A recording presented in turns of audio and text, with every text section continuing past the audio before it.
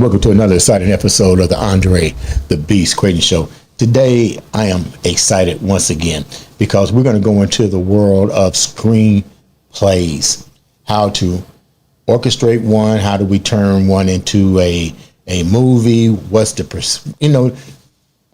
blueprint of becoming a great director and writing a good screenplay.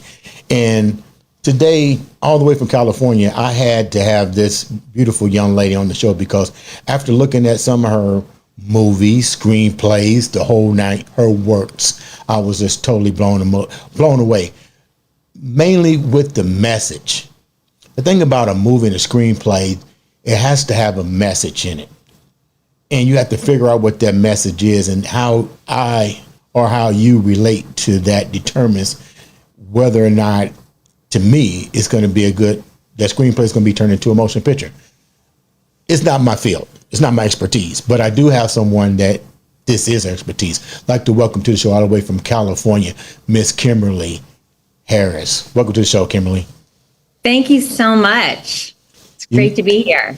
Man, we could have just kept on and on and on during the pre-interview because your bio is like, wow. It's almost like reading a who's who of the screenplay industry. Tell the viewers a little bit about who you are before we get started. Well, I'm from Illinois. I'm from the Midwest.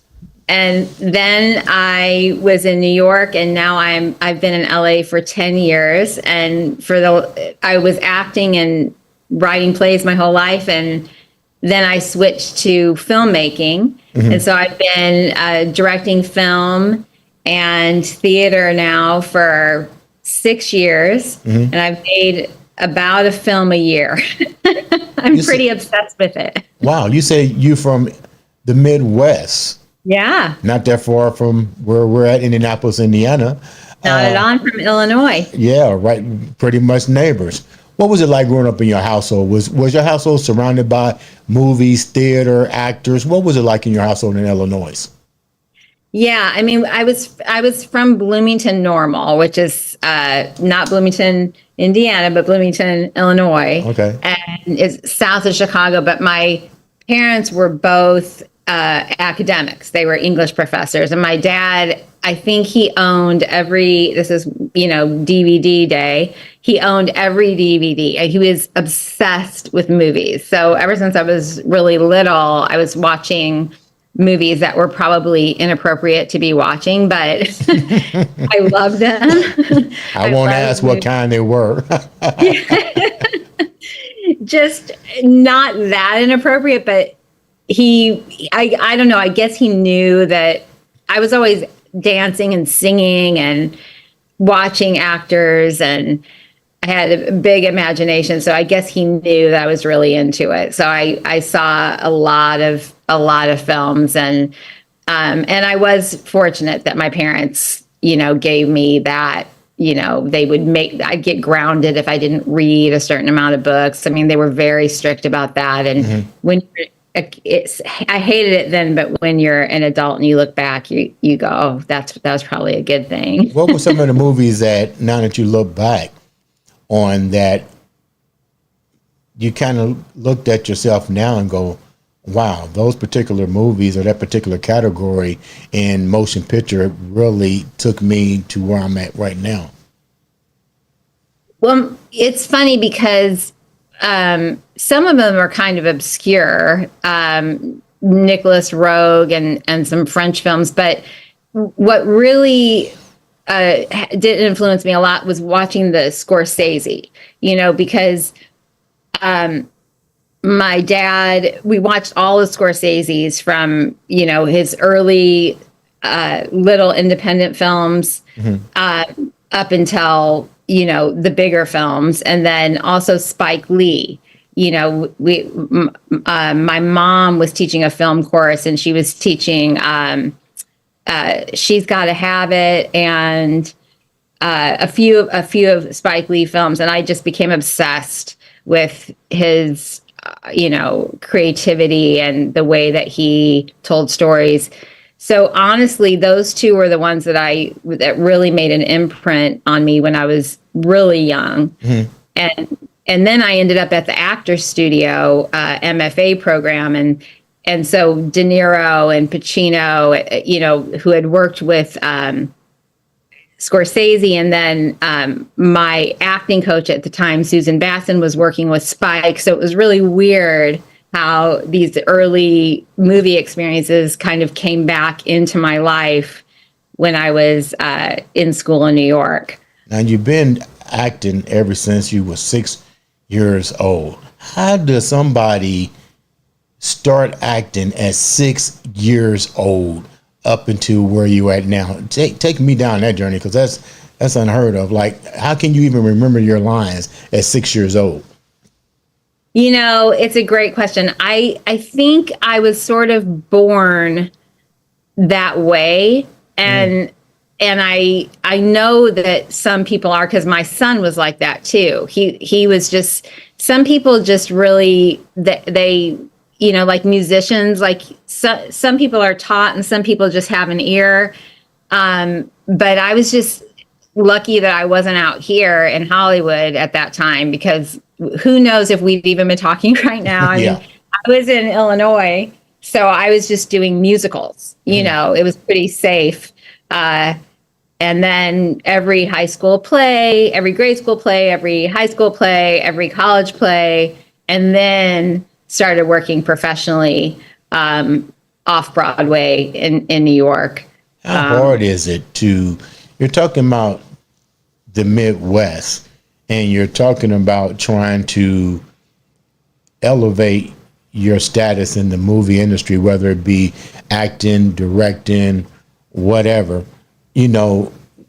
How difficult was it for you to make a name in the Midwest, and as opposed to going to California? Was there really that big of a difference? Well, Chicago is a great art city. I mean, you know that. I mean, there's amazing theater, musical theater, not a lot of TV and film. Okay. So when I wanted to do plays, I was able to do them there. And then when I got more interested in TV and film, I came out here. But honestly, I was naive to that question you just asked. How does one make it? I never even thought about that. Right. Unfortunately, that's been a late education of the business of it. Mm-hmm. For me, I've just always just been really driven and passionate, and I have to tell the story. The story is really important, whether I was acting in it or writing it or directing it. And so I never gave a lot of thought to that part where, how does someone make it? It just I just kept moving forward. and now I'm here. And when you're trying to make movies, you do have to start to think about getting some business people around you, for sure. What do you like? What do you like more? Do you like the acting? Do you like the creativity side? Do you like the directing, producing? What part of this industry did you gravitate to? Because you started out acting, and let's be real, everybody would love to have that acting career. Give me a part with some ketchup and I'm cool.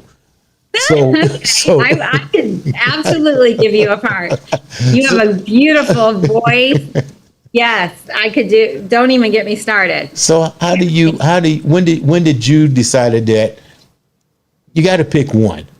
Do you pick your love, and how do you pick which one you want to go with? Well, I guess, when you're a cute little girl in the Midwest, no one says to you, you can be a director. They go, oh, you could be this. So I'm glad I acted all those years, and I'm glad I learned as much as I did about acting, because I'm passionate about acting. But the second I started directing, I thought, oh no, this is what I like. Mm-hmm. I like creating the whole story and casting the actors and working with the actors. And I feel more comfortable doing that, strangely, even though I have more than my 10,000 hours as an actor. If you ask me, okay, you have a choice. Do you want to act in this or do you want to direct it? I get asked that sometimes, and I always say, no, I want to direct it. Is that easy for you to, like, something you've been doing since you were 6 years old, to say, I don't want to do that? I like directing better. Yeah. Because when I started coaching actors, so I started working with actors. The person I was telling you about that was working with Spike Lee, Susan Batson, she got called away to work with Tom Cruise and Nicole Kidman in Australia. And I was in her... The Mission Impossible? It was earlier than that. It was something called Eyes Wide Shut. I saw that. Really? You trained somebody that got in that movie? No, my coach was training them. Oh, my wow. acting coach. The person who was training me was training them. Okay. She has influenced me more than anyone in my career. But she had to go to Australia because they were filming there. So she said to me, "You're gonna now coach these actors." And I was thinking of myself as an actor. So I thought, well, what do you? She goes, "No, you can do it," and I loved it. How do you coach an actor? That's interesting. How do you coach an actor? Tom Cruise is one of my favorite actors. Somebody that was on your social media page is my all-time favorite, which is Al Pacino, Robert De Niro, Kevin Spacey, Denzel Washington. Did I leave anybody else out?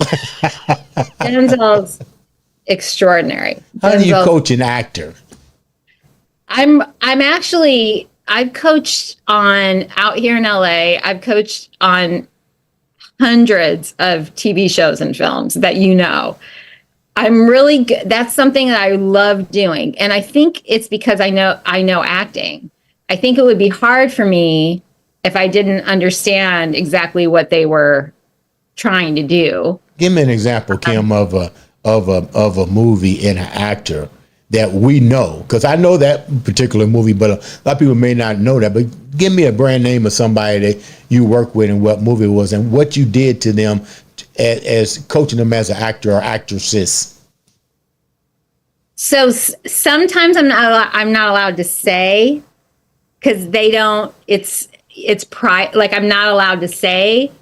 People don't mention their acting coaches that much. Really? Yeah. But they need them, just like a great athlete needs it, because they're trying to, more embody a whole human life. And so if I were working with you and you were playing, give me a character that you like of Denzel's or anyone. I like it when he plays Frank Lucas. Yeah. I love that. I love Denzel, period. I like the way he doesn't like that he changes the persona. It's like he changes the vocabulary and the way in which he speaks that brings the character. Does that make any sense? And it's emotional. It makes perfect sense. You're exactly right. So the first thing is, how do you connect? Right. How do you connect to Frank? What do you have in common emotionally, right? How do you understand him? And then you build it from there. That's what the good actors do. Is they think of themselves as the character. It's not like the character's here and I'm here, right? It's like, okay, how am I? What's the same and what's different? And then they'll research what's different. So if I'm sure Denzel, knowing his work, I can assume he was out there in the neighborhoods talking to the people that knew Frank.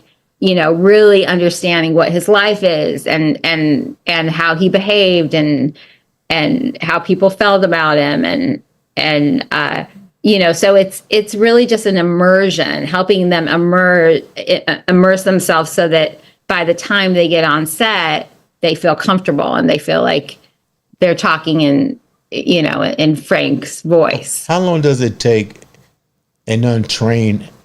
Well, let me rephrase this. Not really untrained, because you had to have some type. Let me keep it where it was at.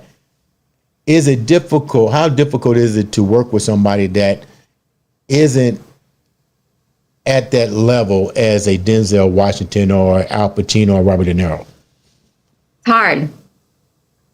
It's hard because I've done that, because my films are independent films still, and so, and I just want good actors, whether they're everyone knows who they are or not. I just want the right actor, and when you're working with a more experienced actor like Rhonda, who you mentioned you had seen Rhonda's performance in Rose's Turn. So this is a very experienced actor, brilliant. Right. So then it's just like jazz, right? Because I can give her an adjustment and she's right there. Okay. Yeah. Now, when you're working with someone that can't do that, the magic of filmmaking has to come into play. What do you mean when you say that? It becomes about editing. Okay. Yeah. Now, that's only happened to me once. I've been, because my films, I've been able to control the vision because there's not a lot of studio people involved at those budgets. I've been able to hire great actors for all of them. But and I'm not going to say but there was one situation where I could not get the performance and I had to use that actor, and it was hard. It was really hard. And I'm really good at bringing out performance. But what made it hard with that particular actor or actress?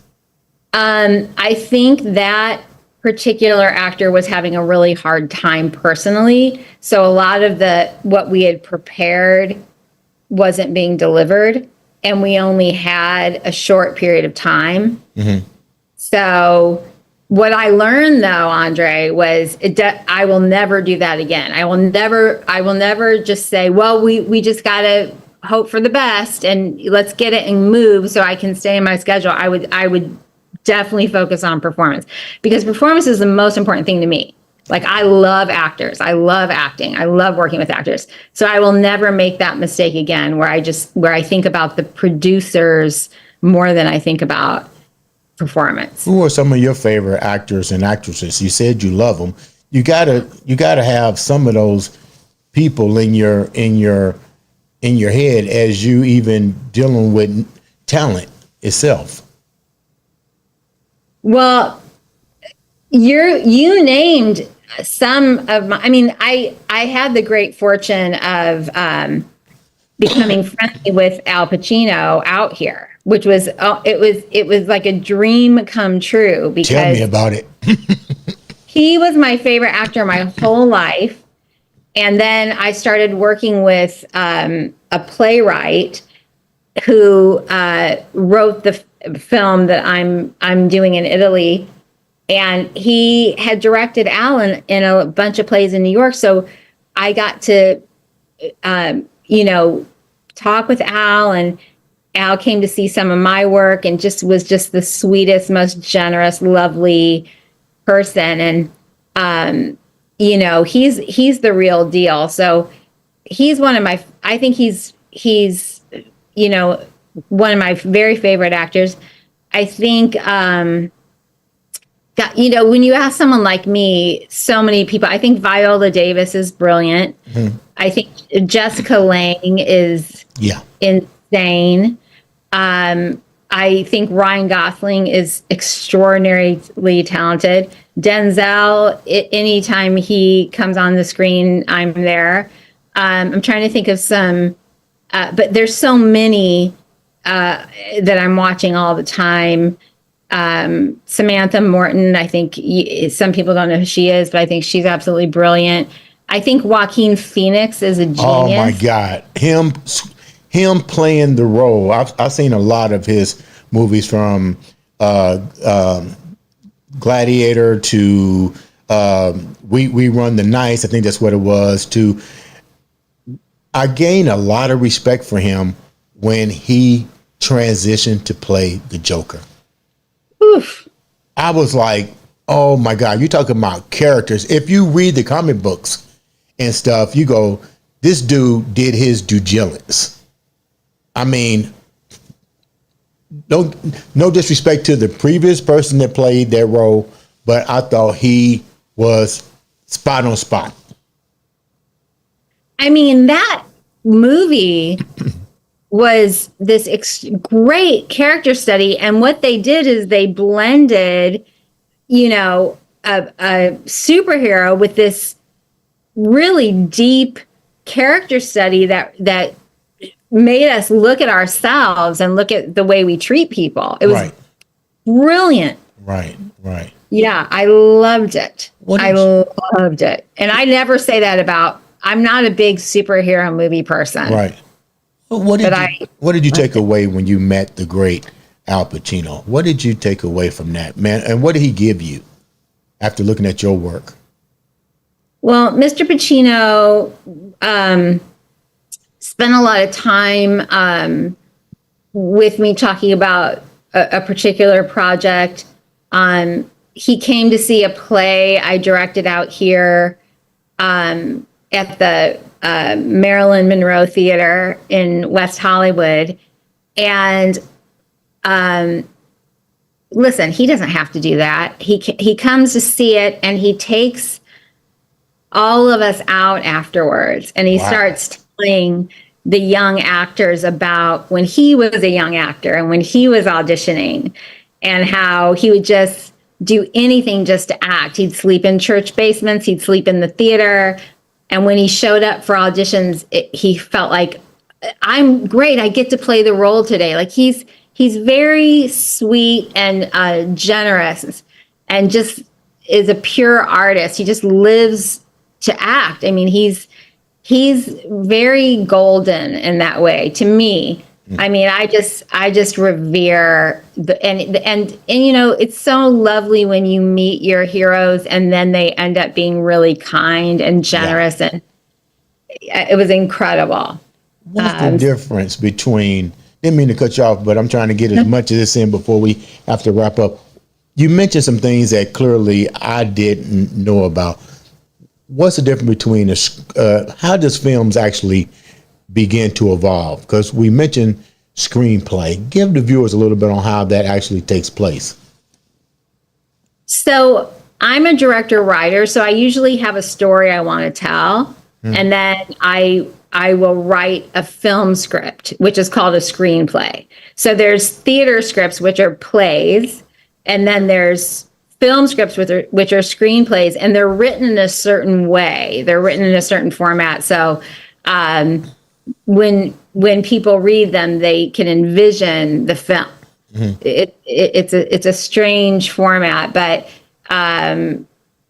when someone brings me a screenplay and says, "Do you want to direct this?" I'll read it, and then I'll either say no or yes. And then when I write a screenplay, I'm bringing it to other people and saying, can we please make this? And then in my case, I want to direct it, So it's the, like you said, the blueprint for the movie. And you have to be really precious with that because, again, it's your vision, and you can't let a lot of cooks in the kitchen. How do you avoid the situation that came up with Sylvester Stallone when he did the Rocky thing? A lot of people don't realize that Rocky thing set as a screenplay and then went from Rocky 1, 2, 3, 4. And here's a guy who says, okay, you just stole my life, blah, blah, blah, blah, blah. And how do you as a company owner, a screenwriter, how do you protect this type of stuff? Well, what he did was he said, unless you let me play Rocky, I'm not going to let anyone make this movie. And he didn't get to, like you say, he didn't get to make it for a long time, but he's trusted his own gut. And that's the advice I give myself every day. And it's also the advice I give anyone that asks me for advice, which is trust that intuition, because, if he has Rocky and he lets someone else act in it and someone change it and someone change it, and then he sees it up on the screen, that's like his dream ruined. But he stuck to his own, he knew what it needed to be, and he was right. But it takes a long time for other people to believe in you, until everyone knows who you are or whatever. And Yes. So what made you decide to start your company? And tell me about your company. Is actually what do you guys do, and what was the vision of it? I started the company when I made my first film because they needed a company to put the financing through. They didn't have it was two independent producers. Mm-hmm. And I said, well, I've had a theater company, so I'm just going to start my own production company. And it's tiny, it's small, but we've made 3 films through it. And I'm really not, that's not really I hire producers when I make a film because I like to concentrate on the directing and the story. But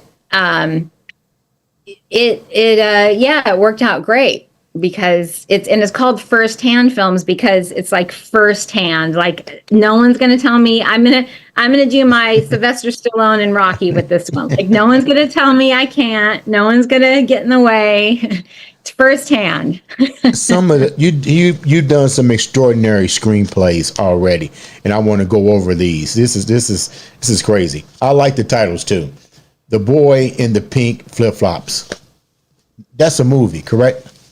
Yes. Now I'm directing that movie in Italy, but that's the one that my dear Robert Allen Ackerman, who directed Al, that story I was telling you earlier, he wrote that. He wrote that. Tell me a little bit about that one. What's it about? It's about it's actually about a director. It's actually about a film director who had a lot of success, and his partner died and his son died. So he suffered all this loss. So even though he was very successful, he felt really lost. So he goes back to Italy to visit an old friend. Mm-hmm. And he, without giving it away, because I'm going to make this movie, he does some really distasteful things to different people in the family because he's lost and he's in grief and then they have to deal with the problems in their friendship and it's this very masculine Italian man and this director. It's a really great story. I can't wait to do it. How much of you and your creativity is immersed in this? Because you can see the passion. How much of you and your experience is in this movie right here? Well, that was the one I had the great pleasure before Robert died of really developing with Robert. Mm-hmm. So I got some Italian actors and we did I directed a whole reading with them, and that's the one that Mr. Pacino saw, and that's how we became friends because he's of course Italian, and yes. So it was a lot. I mean, Robert trusted me a lot, and I felt very fortunate because he was a mentor, really. I mean, he had so much experience, so yeah, a lot of me is in it. Let's go down the list because I mean these are some great movies and screenplays. So let's talk about The Apple and The Shady Tree. Interesting title. First, how did that title even come about?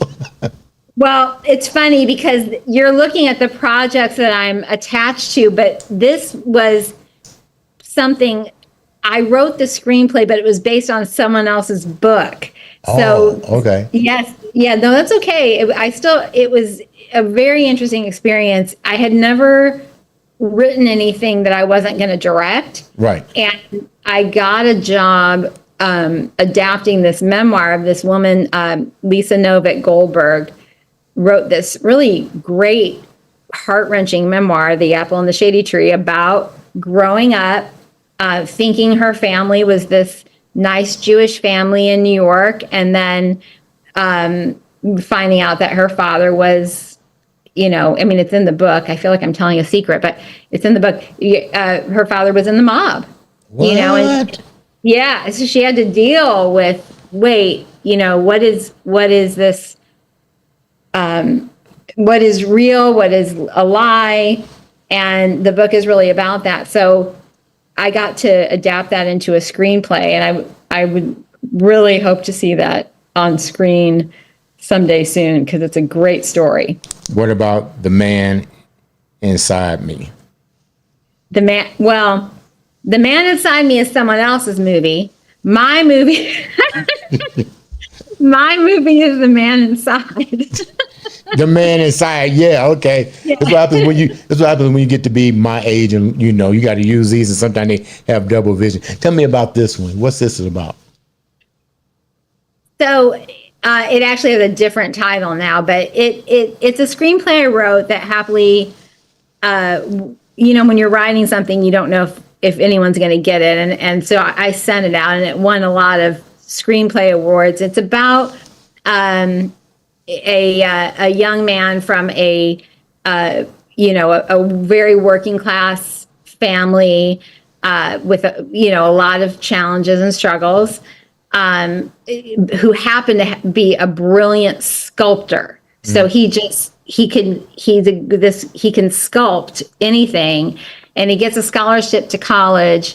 And when he gets there, he's around all these very privileged kids, and it's sort of about that, what is art, what is an artist, what is talent, how, what part of it really helps someone. And he ends up having the same kind of feelings as the dean of the art department, who is who has had a bad marriage, and she's a great photographer.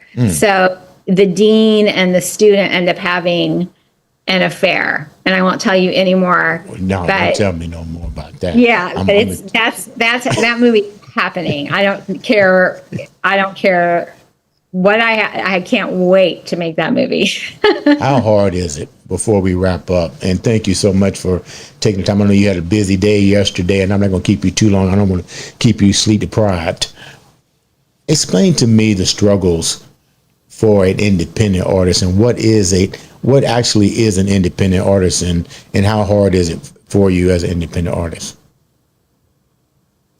I mean, I love that question. I think it's a choice, because I think anyone can learn how to, approach the work in certain formulas that are multi-billion-dollar franchises. And then, or you can choose to try to tell these really personal stories. And I don't think one is better than the other. I just am more inclined towards the really personal stories and trying to say something about the world that I see around me.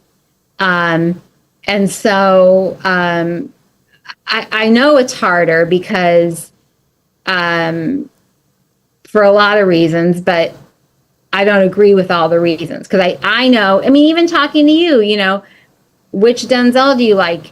The, American Gangster, the Frank Lucas, that's a personal story. Right. That's not some, and everyone loves it. And, sometimes people have opinions that we, the audience, don't want to connect on a personal level, but that's really why we go to the movies. Mm-hmm. I think it's hard. I think being a filmmaker or a director or an artist of any kind has a lot of challenges, but you either, sometimes you just can't help it. There's nothing else. You're going to keep going no matter what. And that's who I am. Like I have to tell these stories. I love it so much. I love actors. I love working with actors. I love cinematographers. What am I going to do, Andre? I've seen, even like we talked about, even the trailer that I looked at, and I'm going to tell you, I was talking to Valerie. I told you she's a stunt woman for Hollywood, and I was sharing with her just looking at that one trailer where the actress said, come to order or something like that. But it wasn't just that caught my attention. What really caught my attention were key words in that particular piece, and it was self-awareness. Everything always changes. Everything always changes. Heartfelt, heartbroken, you don't want to feel that way about me. And this was in a few seconds that kind of like, wow, this is deep. When you wrote that particular, when you did that particular piece, what was going through your mind? I had just moved to New York from, Illinois. And I had never seen homelessness right in front of me like that. Okay. I mean, everywhere around. And I just started, it was really scary and sad. And so the play really came out of me empathizing with, this woman that I kept seeing and seeing and seeing. Kymberly, and real quick, what was the trailer so the viewers can go check it out? Yeah, that film is called Rose's Turn, and I know it's streaming on Amazon. Okay, for sure. Thank you. Yeah, I'm so proud of that movie because it came from a play, and then I just love the actors involved. And everyone involved. It's a great piece. Yeah, but it really was the kernel of it. Was I was trying to figure out, well, that could be me. Like, right. Why is she there and I'm not? And I was poor. I was a student. I was an artist. She seemed like an artist, like this actual homeless person. Like she had like scars, but she was clearly homeless. And it just, I don't know. I just wanted to write about her, get into her head. Believe me, you got in more than just her head. You got into mine because I'm really love movies, and I like to analyze. I can watch a movie about 8 to 9 times because there's always something you're going to miss. And I tell people, they say, why you watch movies over and over again? I say, because there's always something that you miss. Like maybe it be a word or something, but you need to watch it more than once. I watched that trailer like 3 times and was almost in tears just for the words of empowerment, because it kind of puts you into those people's space for that brief moment of time. I was like, man, this is like really good. How can the viewers reach out to you and support what you're doing and be a part of your mission? Well, first of all, I want to just capture what you just said and as a review, because it was so beautifully said and it means so much to me. I have 3 films, Rose's Turn, Faith, and I Heard Sarah, are streaming. Kymberly Harris, I think it's .me website. And they can reach out to me there, KymberlyHarris.me. You can say, let's connect. And I'm always developing projects. If anyone wants to come on and produce something, they should absolutely reach out. And, lots of stuff going on. So now, do they have to come all the way to California, or do you commute back and forth if somebody has a great idea? Oh, sure. Yeah. I'll travel. I travel for work all the time. Yeah. Okay. I love going other places and working. I love that, actually. I tell you what, Kymberly, I appreciate you taking your time to be on the show, sharing your work. Is beautiful. I know that these movies are going to touch a whole lot of individuals. Ladies and gentlemen, this has been another exciting episode of the Andre The Beast Crayton show. Thank you. Thank you so much.